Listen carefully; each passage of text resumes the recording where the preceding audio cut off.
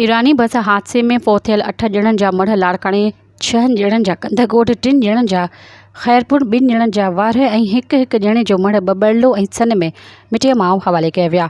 Deputy commissioner Larkana doctor Sharjeel Noor Channa जी निगरानी में हादसे में फ़ौत थियल 10 ॼणनि जा मढ़ ऐं 6 ज़ख़्मियुनि खे जख्माबाद खां एम्बुलेंस ज़रिए लाड़काणे आंदो वियो।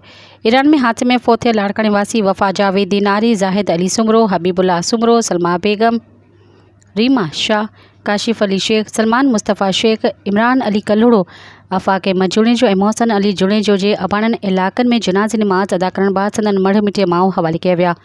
ख़ैरपुर जे असिस्टेंट कमिश्नर अरसलान फुलपोडो जी निगरानी में ईरान हादसे में फ़ौत थियल एजाज़ अली मंगणहार, आसिफ अली सरकी ऐं मोहम्मद बख्श ख़ासकिलिया लाश जख्माबाद खां एम्बुलेंस ज़रिए ख़ैरपुर आंदा विया।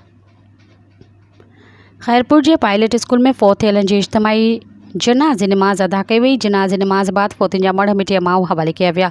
ईरान में रोड हादसे में फ़ौत थियल सैयद नज़ीर शाह जे घरवारी जो मढ़ एम्बुलेंस ज़रिए जख्माबाद खां बबड़लो आंदो वियो, जिते संदसि जनाज़े नमाज़ अदा करण बाद मढ़ मिटीअ माउ हवाले कयो वियो। मज़ीद ख़बरनि ऐं तफ़सीलात लाइ विज़िट कयो असांजी वेबसाइट www.awamiNewsHD.com ऐं ॾिसंदा रहो अवामी न्यूज़ HD।